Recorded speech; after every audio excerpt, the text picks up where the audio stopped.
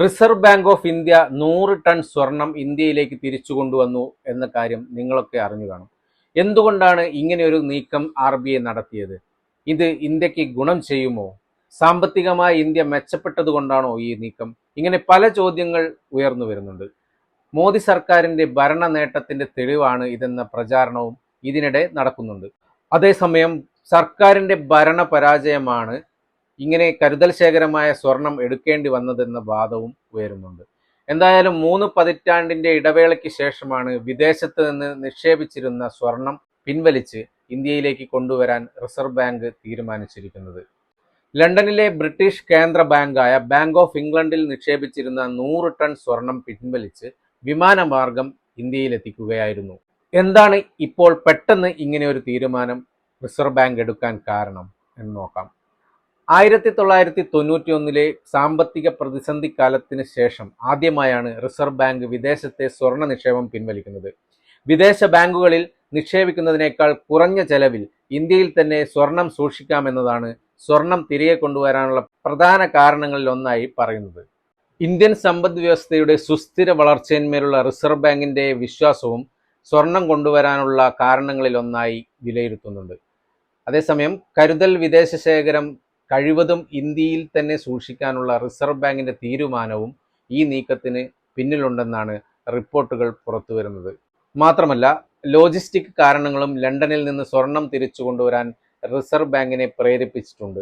ഇന്ത്യയും പടിഞ്ഞാറൻ രാഷ്ട്രങ്ങളും തമ്മിലുള്ള ബന്ധങ്ങളിൽ വിള്ളലുണ്ടായാൽ സ്വർണശേഖരം ഇന്ത്യയിൽ എത്തിക്കുന്നത് അത്ര എളുപ്പമാകില്ല.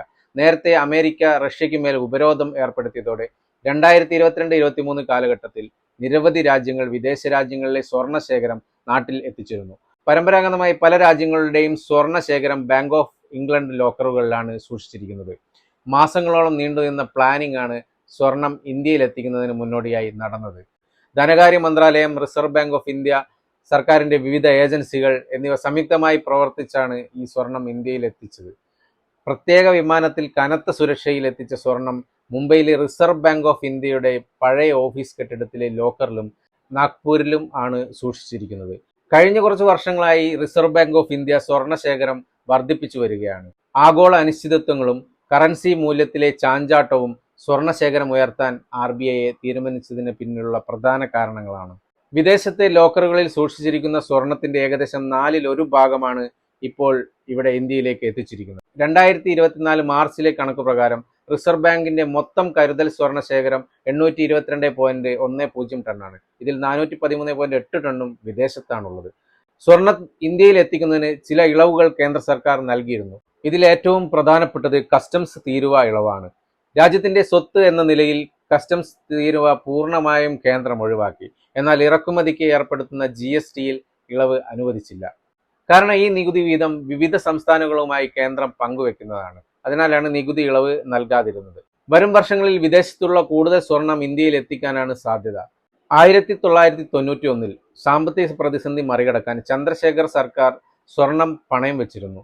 എന്നാൽ ഇന്ത്യൻ സാമ്പത്തിക രംഗം പിന്നീട് ശക്തമാകാൻ തുടങ്ങിയതോടെയാണ് റിസർവ് ബാങ്ക് സ്വർണം വാങ്ങി ശേഖരിക്കാൻ തുടങ്ങിയത്.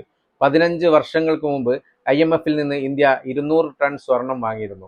അതിനുശേഷം ഓരോ വർഷവും സ്വർണം വാങ്ങി ശേഖരിക്കാൻ തുടങ്ങി. കഴിഞ്ഞ സാമ്പത്തിക വർഷം 27.5 ടൺ സ്വർണം റിസർവ് ബാങ്ക് ഓഫ് ഇന്ത്യ വാങ്ങിയിരുന്നു. 2019 ഇന്ത്യയുടെ പക്കൽ ഉണ്ടായിരുന്നത് 618.2 ടൺ സ്വർണമായിരുന്നു. 2023 അത് 794.6 ടണ്ണും 2024 അത് 822.1 ടണ്ണും ആയി ഉയർന്നു. ഇതിൽ നിന്ന് മനസ്സിലാക്കാവുന്നത് ഈ മോദി സർക്കാർ അധികാരത്തിൽ വന്നതിന് ശേഷം ആണ് ഈ സാമ്പത്തികമായി മെച്ചപ്പെട്ടത് എന്ന് പറയാൻ കഴിയില്ല. ഇത് അതിനു മുമ്പും സ്വർണം ശേഖരിക്കാൻ റിസർവ് ബാങ്ക് ആരംഭിച്ചിരുന്നു.